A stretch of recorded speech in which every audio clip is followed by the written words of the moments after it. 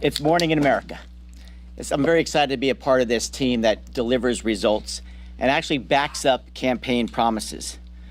This is the great American comeback, and it's no accident. It is a plan that we put together over a year ago to put money back in people's pockets. We secured the border, we reduced gas prices, interest rates are down, inflation is down under 3%. Economic growth is up, foreign investment up, retirement savings and 401ks are up. That's why it's morning in America. And as Ronald Reagan, as I'm a former history teacher, used to talk about, are you better off today than you were 4 years ago? It was the same challenge that he had with Jimmy Carter after a failed foreign policy and domestic policy.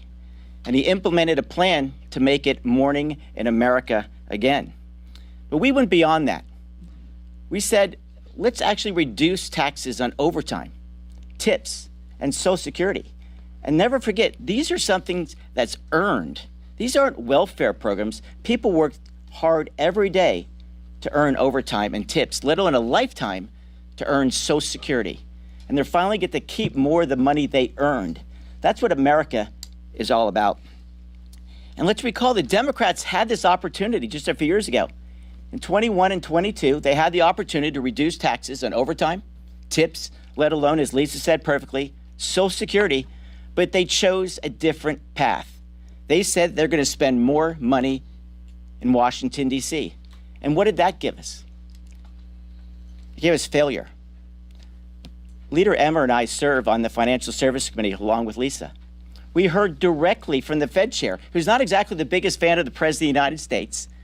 And I asked him a direct question. What caused that hyperinflation, the highest since Jimmy Carter? And he said it right in committee. He said, big spending by the government. We have turned that around, and we're investing in people again instead of government. You know, it's a very simple equation in my world as I teach history, and I've been involved in politics for about 25 years. The simple plan what we have versus what the Democrats are talking about. Democrats say basically, send us more money and more power to Washington, D.C., because we know best. I fundamentally disagree. What I believe, and what this party believes, and what the president has been talking about, is let's invest in people again by giving them their own money back, because they know what unique problems they face every single day. That's why I got back into politics, because I wanted to work again.